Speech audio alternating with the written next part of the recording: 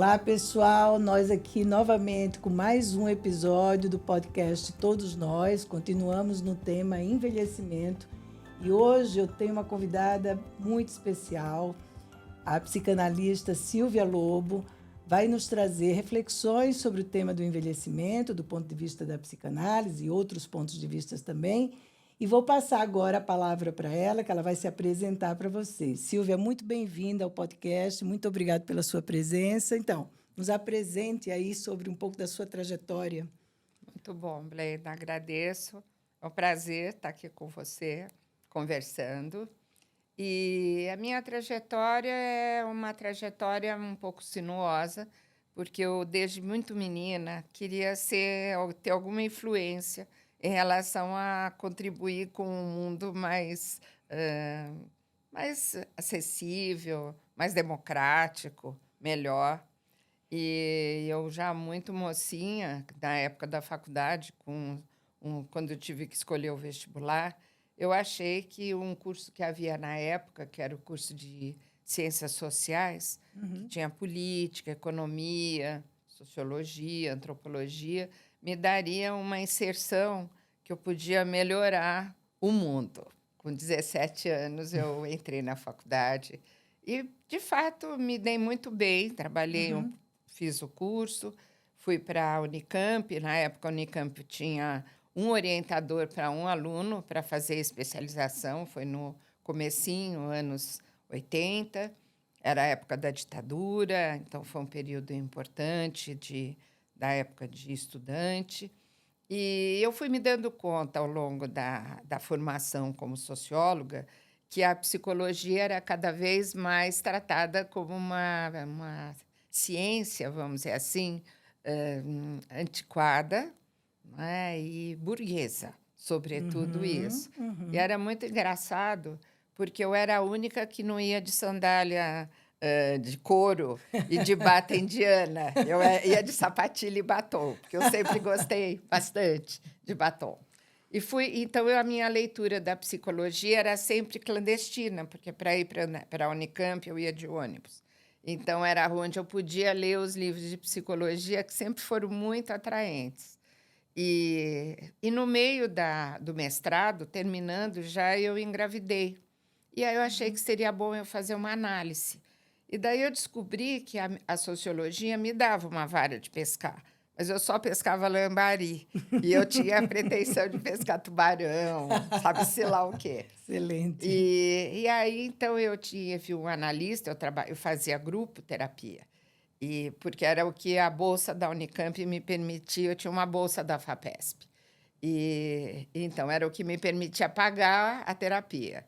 E o analista começou a me conversar muito comigo, que os meus palpites na reunião de grupo eram muito pertinentes. E por que eu não pensava num reencaminhamento profissional? Que, inclusive, ele tinha um lugar para mim no consultório. E isso, de fato, foi muito atraente, porque eu tinha toda uma formação que era pedagógica durante muito tempo. E fiz licenciatura na época da sociologia. Então, ele me ofereceu eu trabalhar com crianças que tivessem dificuldade de aprendizado por questões emocionais. Eu tinha uma história como professora nisso e como interessada até nas questões psicológicas. Daí eu comecei uma análise individual com ele e prestei o vestibular de novo. Eu acho que foi o período mais difícil da minha vida, porque eu já tinha, na época, uma filha, uns 28, 30 anos, e uma garotada com 18, que estava entrando no vestibular. Sim. Tinha entrado, né? E aí eu fiz o curso de psicologia, achando que era uma renúncia que eu estava fazendo.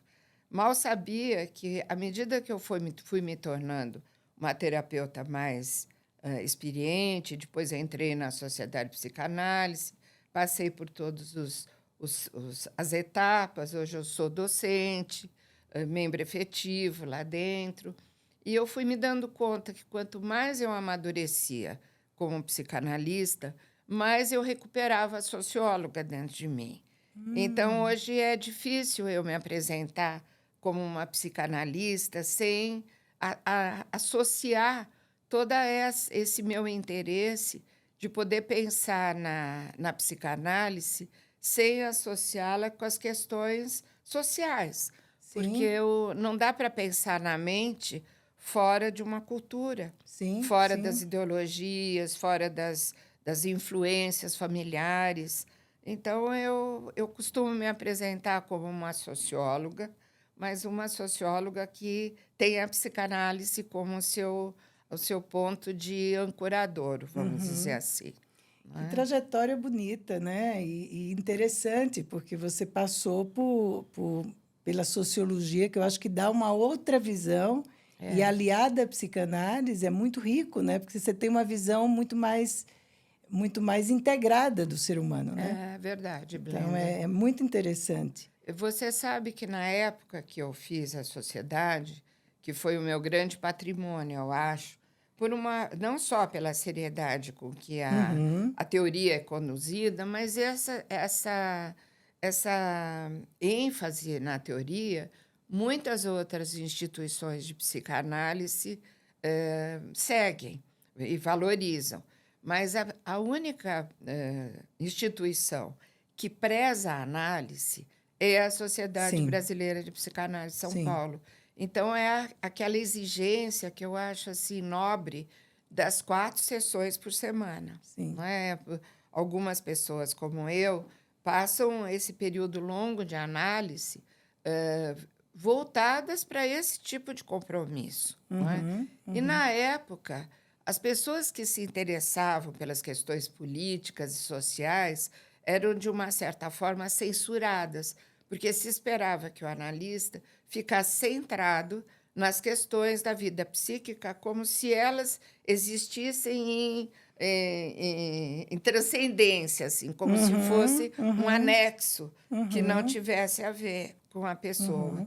Então, eu tenho essa opinião que você, essa perspectiva sua, que a sociologia pode ser e deve, eu diria deve, ser integrada ao trabalho psíquico, eu acho fundamental. Sim, Hoje em dia, houve uma mudança bastante importante, lá dentro, inclusive, da sociedade. Então, se vê pessoas e grupos trabalhando com questões importantes, como os preconceitos, o racismo, a misoginia, todas essas questões que envolvem as discriminações sim, dentro da vida social. Não sim. é? Mas, antigamente, isso foi bastante censurado. Não é? Eu tive uma trajetória onde eu tive que abrir esse caminho também lá Uhum, dentro, uhum, com as inquietações que sempre me percorreram. Por uhum. isso que o tema do envelhecimento me é muito caro, porque não dá para pensar no velho, na criança, no adulto, sem inseri-lo aonde ele está, não Sim, é? sim. E sem essa trajetória da vida, né? Quando a gente pensa, isso que eu queria te perguntar, como é que a psicanálise tem tratado dessa questão da envelhecência, vamos chamar assim, Sim. né? Porque a gente está vivendo um momento que o mundo está envelhecendo. O Brasil também está envelhecendo. Então, esse é um tema, como o tema das discriminações, mas o tema do envelhecimento é um tema importante atualmente. É Uhum. quase uma grande revolução que a gente está vivendo em termos de, né, desse. Como é que a psicanálise tem tratado a questão do envelhecimento? É interessante a gente pensar nisso, Blenda. Eu tenho agora um convite para fazer um trabalho em Porto Alegre, e o tema é muito esse, que é assim: os psicanalistas envelhecem. E a psicanálise? Não Hum, é? É bem bom esse tema, porque eu tenho pensado. Eu adoro a psicanálise. Eu acho que a psicanálise é um jeito de olhar a realidade que nos dá oportunidade a chegar no escondido e naquilo que é escondido, mas que determina as nossas ações e o nosso estar no mundo. Ele tem uhum, uma proposta de que a gente saiba aquilo que a gente está vivendo e aonde a gente está inserido e o que tudo isso nos causa, não sim, é? sim. E o Freud, inclusive, erigiu a psicanálise em cima desse paradigma, onde ele concluiu que nós não somos donos da nossa própria Uhum, casa. Não é? Então, ele descobriu isso e pensou nisso a partir dos sonhos dele. Ele pensava, como é que essas coisas vieram parar nos meus sonhos e dentro da minha cabeça? E eu não sabia delas. E então ele procurou encontrar uma técnica que permitisse conhecer um pouco melhor o que estava escondido. Nesse sentido, o psicanalista é uma espécie de Sherlock Holmes, assim, um detetive. E o Caro Watson, às vezes, é o paciente e, às vezes, é o próprio Sherlock Holmes. E, então, o interessante, eu penso, na sua pergunta, é que a psicanálise ela não está preocupada com as etapas da psicologia do desenvolvimento. Criança, adulto, velho. Ela parte da ideia que existe uma mente que é responsiva e sofredora àquilo, ao meio e às influências e aos cuidados e às decepções que ela vivencia. É uma tarefa adicional que foi feita ao longo dos anos e dos séculos até, porque o Freud começa a escrever no fim do XIX, começo do XX, do século. E, então, é uma tarefa adicional que foi sendo enriquecida com a experiência dos analistas, tentar discriminar um pouco melhor o que era de criança, o que era do adulto e o que era do envelhecimento. Essa parte de criança, da psicologia da criança, ficou muito a cargo dos seguidores, dos discípulos. E das mais importantes foram as duas mulheres, a Melanie Klein e a Ana Freud. Mas o que é interessante é que eu trabalho com criança, trabalho com adulto e trabalho com idosos no consultório. E é muito interessante ver que as questões que permeiam as dores mentais, elas passam por todas as etapas da vida. Não dá para a gente dizer que tem questões específicas e que são soberanas na mente de uma criança, na mente de um adulto ou na mente de um velho. É até possível, meio pedagogicamente, para ordenar um pouco a maneira de entender as crianças, pensar que elas se deparam com uma situação que é muito própria da situação infantil, que é a dependência em relação aos adultos. Então, essa é uma queixa que, com muita frequência, as crianças trazem, que permite a gente contrariar totalmente que a infância é um período saudoso e o mais maravilhoso da vida. Sim. Eu penso que isso é mais uma licença poética, vamos dizer assim, do que exatamente o que as crianças vivem, porque existe um desespero infantil delas não serem, de fato, não só donas da sua casa interna, como dizia o Freud, mas donas da sua casa externa. Então, elas são guiadas. E quando existe uma proposta, como existe modernamente, das crianças poderem ter autoridade, que muitas vezes a gente vê que os adultos hoje, sobretudo hoje, cometem esse equívoco, que as crianças fiquem livres para tomarem as suas decisões, elas ficam abandonadas. Então, elas oscilam numa situação ou de uma tutela muito severa ou de uma soltura moderna, onde elas ficam completamente à deriva. Mas é interessante pensar que existe também uma questão dos idosos, que é o envelhecimento, os anos mais curtos que eles podem prever de vida pela frente e a perspectiva da morte. Mas é possível que estas não sejam as questões que mais afligem as pessoas idosas. É possível que elas passem por essas questões se preocupando com outras questões, com a solidão, mas não a solidão do envelhecimento, mas o fato, por exemplo, de uma mulher nunca ter sido pedida em casamento, nunca ter sido cortejada como ela desejaria, dela nunca ter sido vista como a predileta da mãe. Então, existe talvez um cuidado em relação ao envelhecimento do ponto de vista psíquico, de não atribuir ao idoso um tipo de problemática que tenha a ver com a idade dele.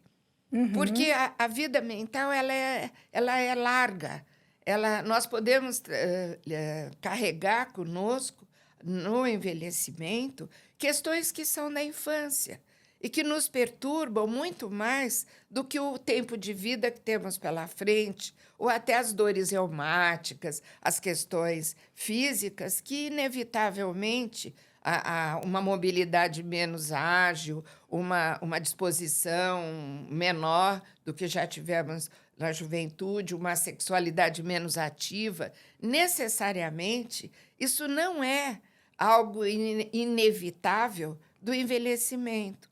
Então, eu acho que é um cuidado que nós devemos ter, sobretudo quando somos analistas, de acharmos que, quando entra uma pessoa no nosso consultório, uma pessoa idosa, uma criança ou um adulto com 30, 40, 50 anos, jovem, disposto, vigoroso, né?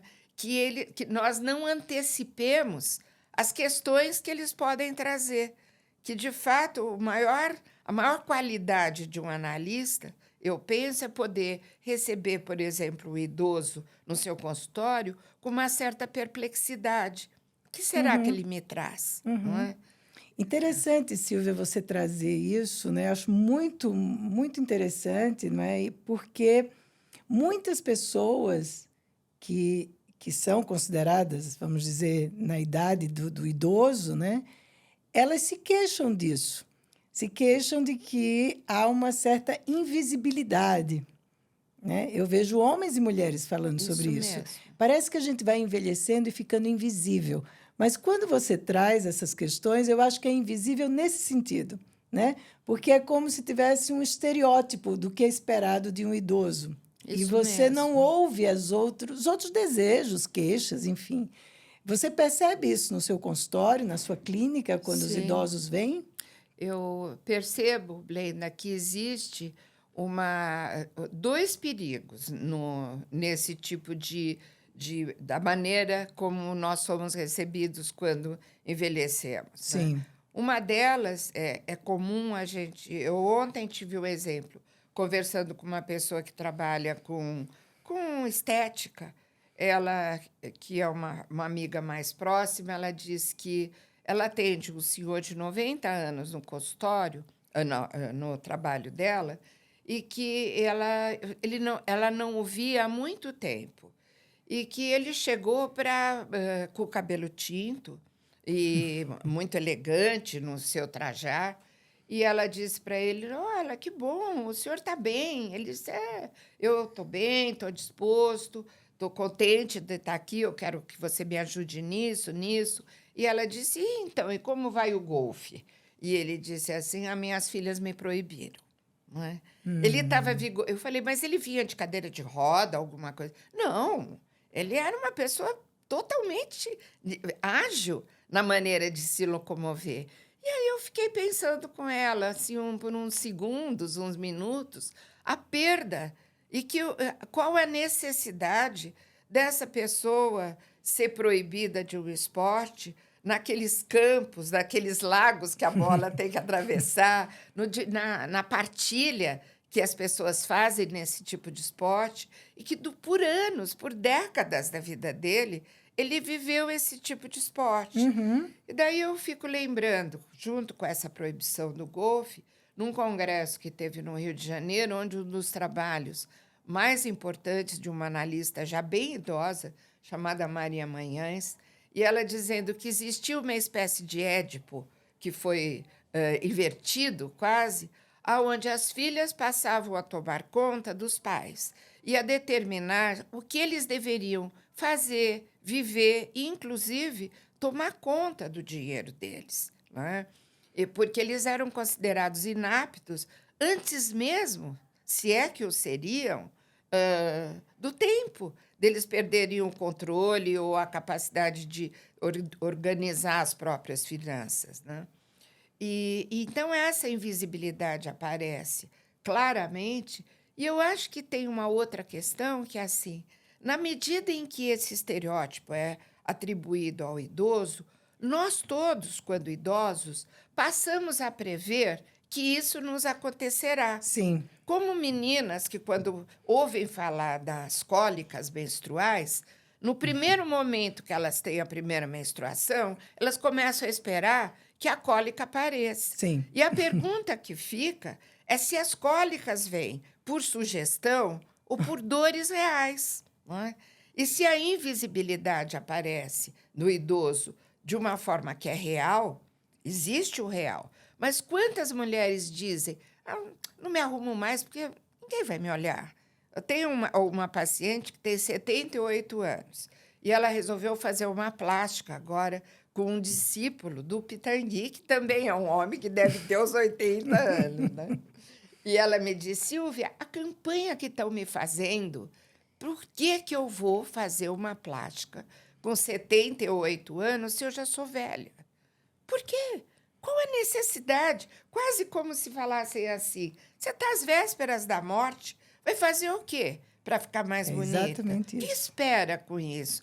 O problema, então, esse eu diria que é o segundo problema, é da gente acreditar, na medida que envelhece, que a gente vai perdendo forças, interesse, beleza, disposição. E fica muito confuso na nossa cabeça se o que a gente passa a sentir é o que é próprio da nossa natureza, da nossa anatomia, da nossa real vitalidade, ou se isso tem a ver com um preconceito, aquela mentira que é repetida tantas vezes, que acaba virando uma verdade. Sim. Não é? Não, e você falou de algo que eu ia te fazer essa pergunta, né? Sobre essa ideia de que os filhos têm que tomar conta dos seus pais porque eles estão idosos, como se eles fossem crianças, né? Pequenininhas, que não sabem fazer muitas coisas e precisa dessa tutela, vamos dizer, dos filhos, quase que dizendo para os pais como é que eles devem viver e fazer.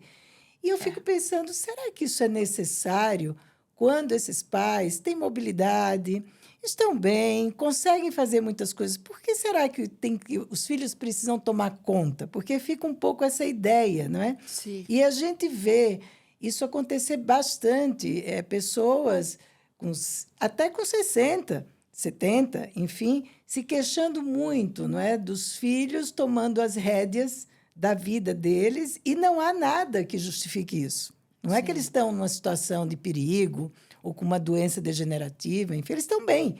Mas isso que você contou da paciente, eu estava me lembrando de uma pessoa que eu conheço, uma amiga, e que ela diz, eu adoro deixar o meu cabelo da cor que é o cabelo dela, e ela diz que as filhas ficam mandando fotos para ela de várias mulheres que estão de cabelo branco para ver como essa é a velhice atual. E ela diz, mas eu não quero isso para mim.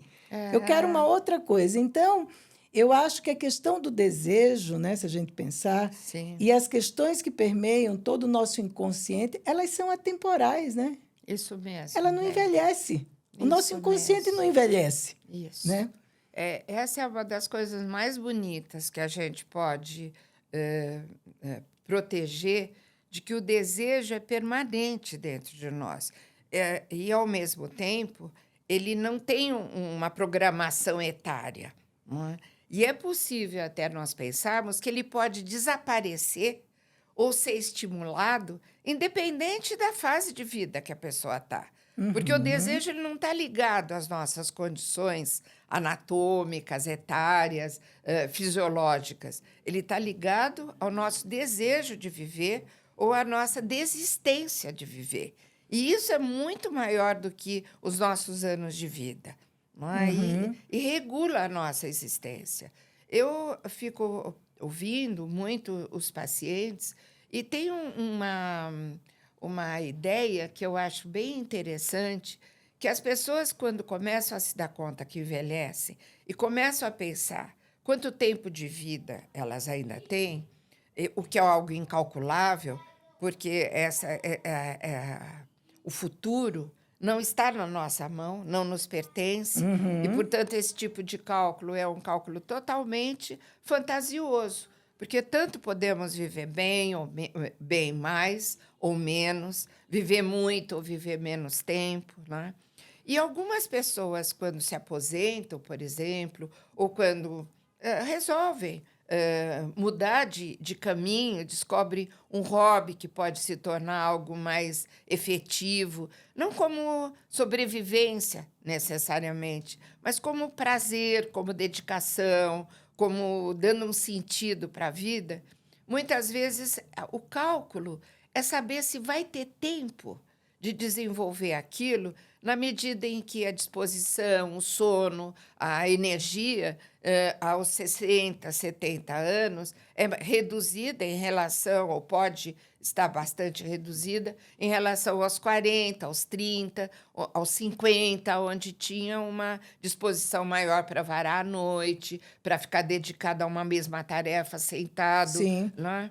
E uma coisa que eu tenho conversado muito e tenho pensado é que é possível a gente considerar que o tempo que nós temos para realizar e a vitalidade que temos teve uma redução, do ponto de vista de uma perspectiva, de uma conjectura até realista, vamos dizer assim. Sim. Mas uma coisa que o idoso precisa considerar é que aquilo que aos 30, aos 40 e aos 50 exigiria de nós muito tempo, aos 60, aos 70 e talvez aos 80, a gente possa realizar com muito mais agilidade no ponto de vista do diagnóstico, no ponto de vista da percepção de qual o caminho melhor para adotar ter aquele desempenho, obter aquele resultado. A gente ganha sagacidade no envelhecimento. Uma pessoa que viveu os anos de vida prestando atenção naquilo que estava vivendo, imersa, mergulhada,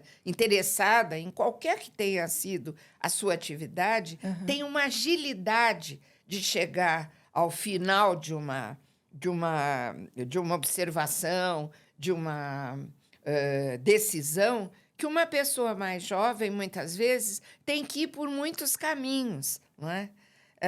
Hoje, vindo para cá, eu brinquei com você dizendo que eu acabei fazendo uma volta desnecessária. Se eu tivesse tido um pouco mais de experiência no meu deslocamento, eu teria chegado mais depressa. É um pouco o que acontece com o envelhecimento. A gente atinge as metas porque é como se a gente ficasse na experiência também mais inteligente, também mais preciso nas decisões que vamos tomar. Então, você diria, Silvia, que o envelhecimento, né, ele também depende muito de como você viveu sua vida, né?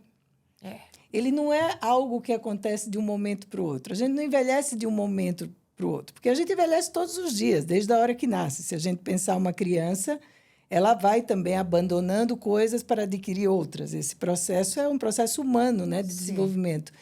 Então, o chegar aos 50, aos 60, aos 70, aos 80, depende também como é que você fez esse percurso, não? Isso.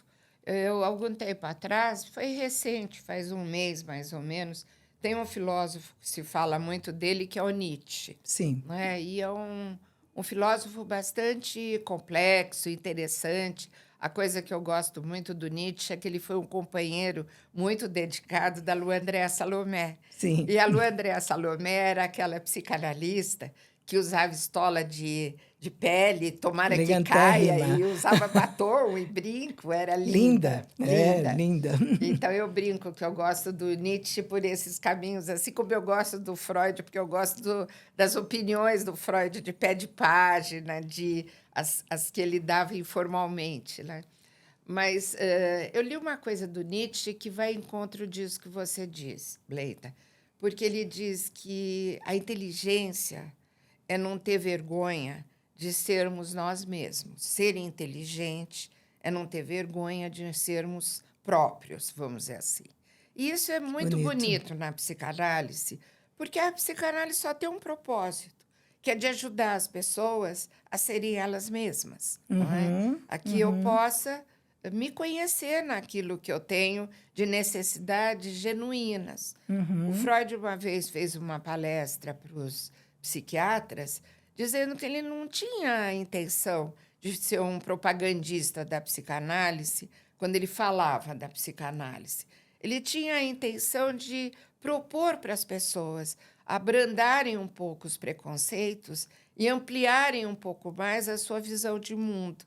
E o psicanalista é aquele que diz: tá, você está indo por esse caminho, mas se a gente considerasse essa outra perspectiva, vamos olhar para mais um, vamos considerar isso que você diz, mas vamos juntar nisso que você diz uma outra coisa, não é?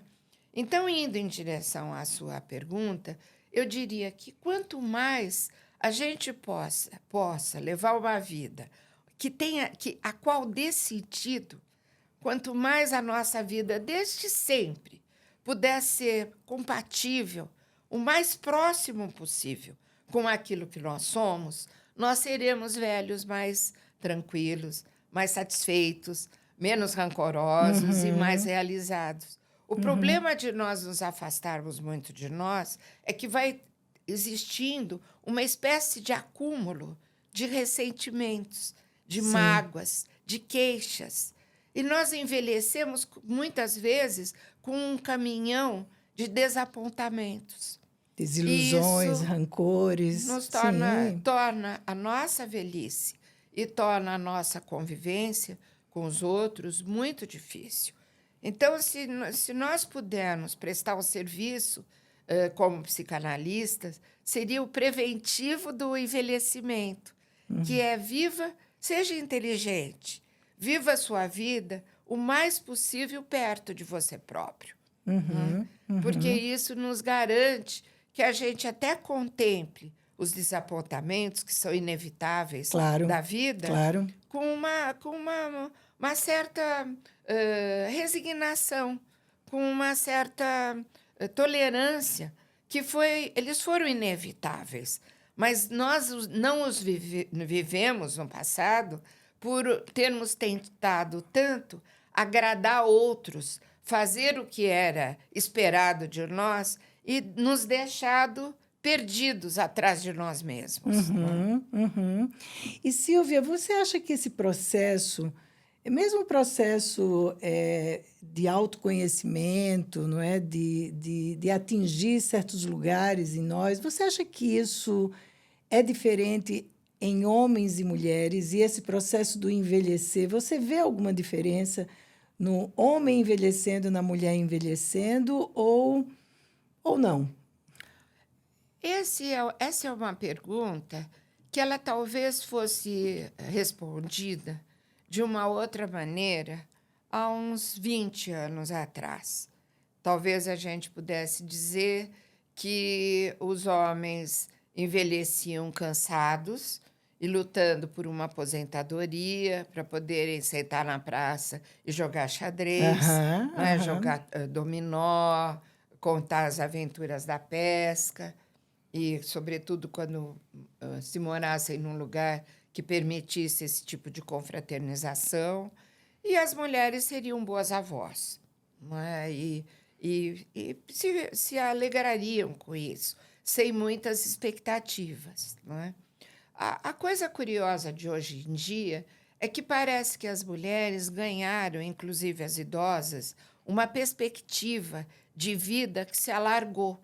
E não se alargou pelo desenvolvimento da ciência, da medicina. Não é? Eu penso que se alargou porque o mundo se alargou para as mulheres pela própria luta das mulheres. As mulheres, as cotoveladas, elas foram abrindo um espaço que não tinham há alguns anos atrás, há 30, 40 anos atrás. As mulheres votam, as mulheres participam da política, as mulheres assumem postos de comando nas empresas, as mulheres ganharam uma perspectiva profissional que não tinham. Isso é algo que eu penso que nós nunca poderemos lamentar, por mais que isso acabe trazendo uma necessidade de reformulação da vida doméstica. Com certeza. Eu acho que o grande desafio... Da maternidade também. Sim, né? O grande desafio desse momento para nós, mulheres, é que a gente possa, como idosas, eu como idosa, poder manter os meus sonhos de produtividade enquanto eu tiver uma mente e um corpo que me habilite a isso, e, ao mesmo tempo, contribuir para as novas gerações para que elas não renunciem em nome de uma vida profissional e das conquistas femininas adquiridas, que elas não renunciem a algo sagrado que é só da mulher, que é a possibilidade de gestar. Hoje em dia, a gente vive uma situação que eu acho muito triste, que gestar virou uma condição desfavorável para a mulher. Então, a quantidade de mulheres que não querem ter filhos não é porque não poderão ser boas mães, porque são boas tias, são boas... tem profissões ou de cuido de crianças que são dedicadas até a filhos de um novo companheiro que tenha tido uma separação e que trouxe da separação filhos do primeiro casamento, do segundo, às vezes, né? Mas uma coisa muito triste é que podem ser boas mães, mas elas não querem abrir mão da vida profissional, como se houvesse uma incompatibilidade, não é? Essa semana que passou, eu fui com as minhas 2 filhas, que são adultas, e a minha neta, de 18 anos, assistir o filme da Barbie. Ah! E é muito curioso a cena que abre o filme.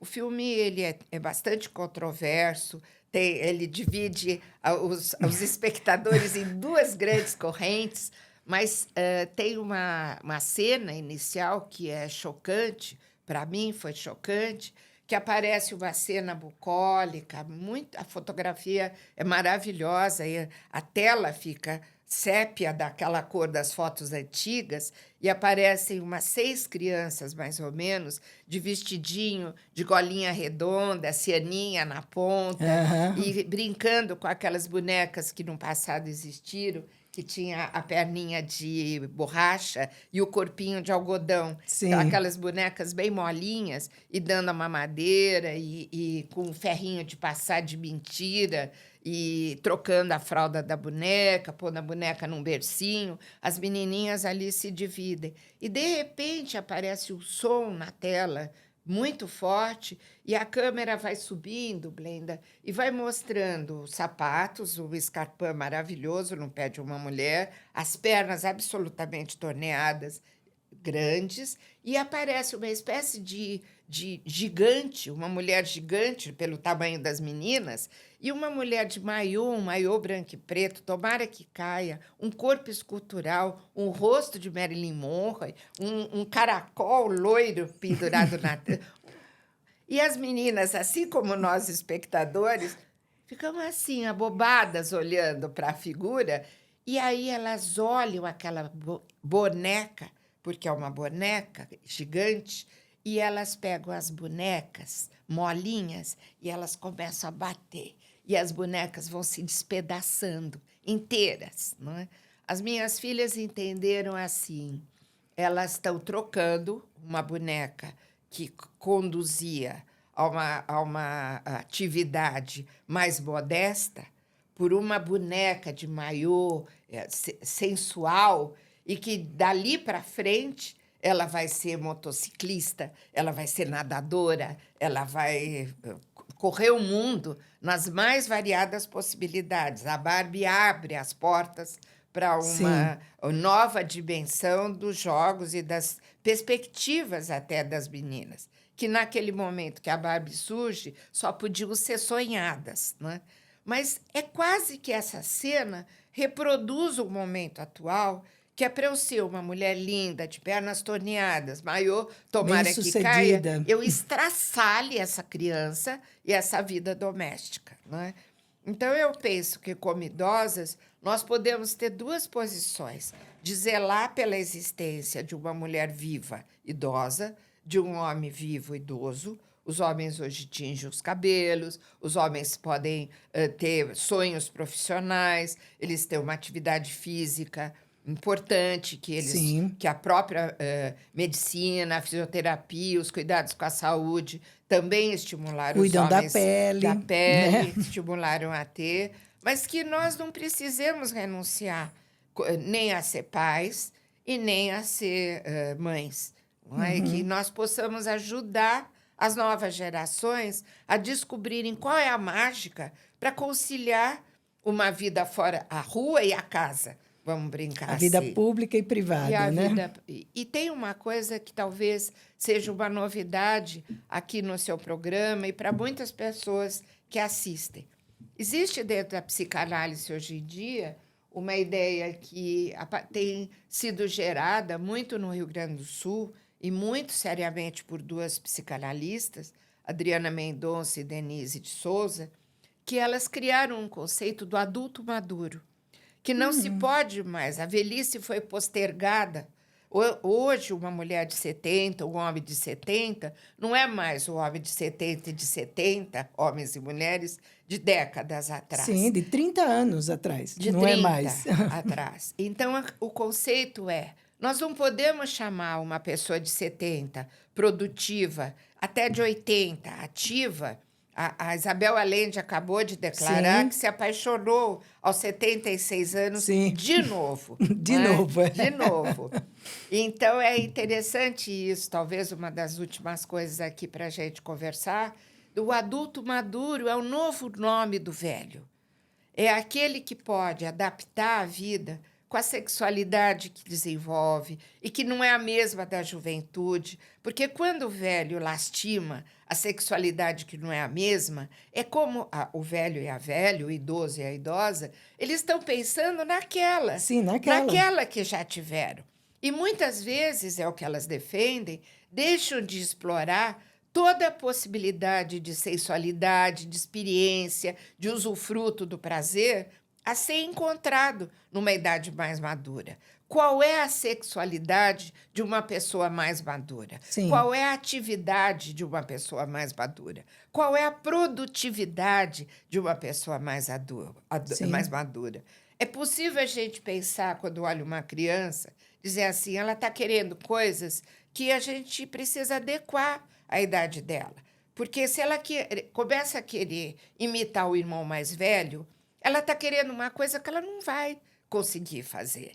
E talvez os idosos, o grande trabalho de todos que trabalham com idosos é ajudar as pessoas que têm idade e que às vezes ficam muito deprimidas Sim. por estarem envelhecendo ou envelhecidas, que elas possam descobrir o quanto elas são capazes ainda de tirar da vida e que desconhecem, porque abriram mão na medida em que os cabelos branquearam, o corpo não tem, perdeu o mesmo vício, Sim, né, que sim, já teve. sim. Então, essa ideia do adulto maduro substituiu o idoso de 70 anos. Talvez nós possamos hoje falar em idoso aos 90 e não mais aos 70, não mais aos 65. Sim, faz todo sentido. E, Sílvia, e como é para você o envelhecimento? Eu vou dizer uma coisa engraçada. Eu diria assim, uma vez houve um filme, até encenado, foi muito bem feito, onde o personagem nascia velho e depois ele ia ficando criança. Ele inverteu a ordem do tempo, vamos dizer assim. Não é?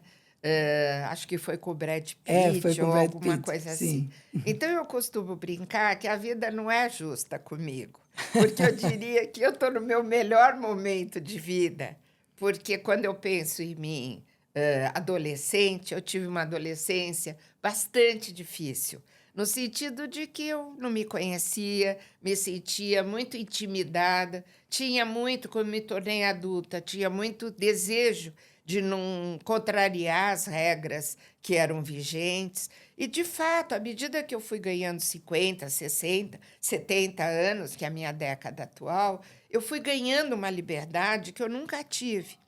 E isso me dá muito prazer. Eu fui conseguindo ser eu mesma cada vez mais. Eu fico até um pouco com medo de mim aos 80. Do que eu serei capaz aos 80. Mas eu acho que você passa mesmo essa vitalidade, né? Essa mente que está atenta, que está transitando, porque eu agora tenho 64 anos, vou fazer agora 64, e eu me sinto a mesma coisa. se a vida pudesse ter sido assim sempre, Olha, né? que bom, Né? Brenda. Porque eu acho que é uma idade Como eu que você sinto. vai galgando um tipo de liberdade e também um proveito muito grande da solidão, né? Um Isso. proveito muito grande de ficar sozinha, porque tem tantas coisas incríveis para você conhecer e agora é sem pressa. Não tem mais a pressa de antes, não tem mais os filhos ali para educar, né? Então, eu acho que você está trazendo enfim, uma mensagem muito, muito importante, que é sair desses estereótipos do envelhecimento. Silvia, muito obrigada pela essa conversa, adorei, mas, pessoal, a Silvia também é escritora. E eu queria mostrar para vocês os livros da Silvia, que vocês podem, se quiser adquirir, não é, Silvia? Pelo seu Instagram, qual que é o seu Isso, que Instagram? é Silvia Lobo 5. Silvia Lobo 5. Isso. Silvia Lobo 5. Então, Silvia, você quer mostrar seus livros aqui? Quero. Vou mostrar. O primeiro deles, que foi um livro, esse livro ele é um livro mais psicanalítico, e é um livro, Blenda, que se chama A Paciente, a Analista e o Dr. Green. Ah, E é um livro muito interessante, que eu trabalhei muitos anos com uma moça que veio com muitas dificuldades, e com ela foi uma análise longa. E depois de uns 10 anos que ela tinha interrompido a análise, ela me telefonou dizendo que ela achava um absurdo que ela tenha sido tão próxima de mim por tanto tempo e agora ela não me via mais, há uns 10 anos. E aí eu disse que ela podia vir conversar comigo, a gente podia se ver, pelo menos para se reconhecer de novo, né? E ela veio e disse que ela gostaria de voltar, vou mas botar o não microfone, não é isso? que ela Um pouquinho gostaria mais, de pronto. voltar, mas Aham. não como uma analista, não como uma paciente, Sim. né? O que que a gente poderia fazer? Eu falei, olha, você pode vir e conversar. Ah, eu acho que você Muito gosta de bom. música, eu gosto de crochê, tricô, a gente borda, a gente inventa, né? Você pode vir, voltar. E como eu pago? Não, você vem conversar. A gente vai vendo aonde que nós vamos parar. E na segunda vez que ela veio, foi muito rápido, ela disse, Silvia, eu tive uma ideia incrível. Nós vamos escrever a história da minha análise. E nós resolvemos brincar com isso. Eu escrevi o que eu me lembrava dessa análise dela longa, que foi uma análise de 18 anos, e o que tinha de memória. E as memórias foram aparecendo. E ela sobre o que ela lembrava da análise. E nós resolvemos tomar nota disso. Quando nós, depois de 2 anos, a gente olhou que tinha um calhamaço grande, que a gente sentava, conversava, chorava, dava risada. Eu lembrava de alguma coisa, bom, enfim, ela lembrava da mesma coisa de um outro ponto de vista. Ela disse, Silvia, vamos levar para uma gráfica. Pelo menos você fica com o livro, um livro da história da nossa análise, e cada uma a gente divide isso. A gente junta os dois. E quando a gente juntou, ela própria disse, Silvia, e se a gente editasse? Eu falei, pode ser. Ela falou, mas você vai editar com o seu nome? Eu falei, lógico, fui eu que escrevi. Falou, eu não vou, todo mundo vai saber que eu cheguei aqui maluca, mesmo que eu tenha sarado, melhorado. Mas daí ela para e diz assim, Blenda, mas se o livro ficar famoso, você vai ficar sozinha, porque ninguém vai saber que eu também posso ser famosa. Muito E ela bom. tinha um texto maravilhoso, ela escrevia muito bem, né? E aí nós editamos, então, essa Paciente Analista do Dr. Green, que é um livro e o Dr. Green é um analista extremamente respeitado, que no meio do caminho ele faleceu, mas eu levei esse material da análise dela para discutir com ele.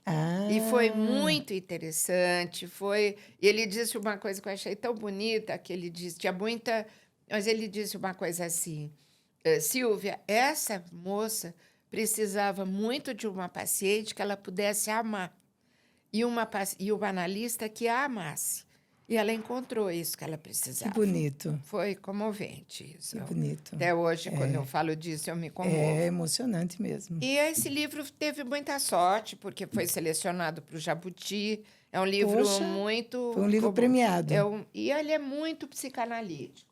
Aí eu resolvi fazer um outro, a partir da experiência do consultório, que a partir da experiência, então, sobretudo com as filhas, e com as mães, que são as mães que fazem mal. Uhum. Eu estou reeditando esses 2 livros, porque eles não são mais, eles são vendidos mais no sebo, eu tenho alguns exemplares, mas nessa reedição eu estou escrevendo aqui embaixo, em letra miudinha, Mães que Fazem Mal Sem Perceber. Ah, E eu tá. dou faço uma epígrafe que explica esse livro, Blenda, que a epígrafe ela explica. E eu ponho assim: amor e gratidão a Adriana, a Suzana e Maurício, que são os meus 3 filhos, que puderam tornar menores os males que, sem saber, lhes impingi. Né? Ai, que E bonito. porque as mães que fazem mal somos Tocante. todas nós. Todas nós. Eu não Sim, acredito que a gente possa ser mãe sem causar algum também tipo de acho. mal. Também E eu acho. costumo dizer que o problema não é a gente fazer mal. O mal desse jeito que a gente faz, às vezes até com boas Sim, intenções, sim. é a gente fazer mal sem poder consertar. Então, se a gente puder errar, mas consertar, esse é o grande divisor da maternidade. Quando a gente pode dizer obrigada, quando a gente pode pedir desculpa, a gente conserta. Não é? E esse último livro, que eu dei o nome do Silêncio das Mulheres, é o meu último livro, e ele é um livro que eu falo muito das mulheres que se invisibilizam, das mulheres que querem, por um feminismo estereotipado, vão para a guerra, bombardeiam escolas, depois choram profundamente pelo que estão fazendo, mas em nome de um feminismo verdadeiro. Esse não é um feminismo verdadeiro. Não é? Nós não nos tornamos, não entramos no exército, não adquirimos uma autonomia para nos tornarmos assassinas ou iguais aos Sim. homens, aos piores homens, em termos de insensibilidade, em termos de brutalidade. Eu acho que o feminismo exige de nós uma complacência, uma solidariedade. Uma amorosidade, não é? Essa palavra. Amorosidade. Não é? Então, esse seria o 3º livro. Obrigada Muito bom, muito pela obrigada, oportunidade Silvia. aqui. Muito obrigada mesmo. Olha, eu ficaria aqui a tarde toda conversando com Eu você. também. E eu te digo o seguinte: muitas coisas que você falou, em muitos momentos, olha, me emocionei. Muito bom. Muito obrigada. Muito obrigada, Bleida. Que sucesso para a sua iniciativa, que eu acho lindo essa possibilidade de você aprofundar temáticas como essa, tão importantes. Obrigada, Silvia. Muito obrigada.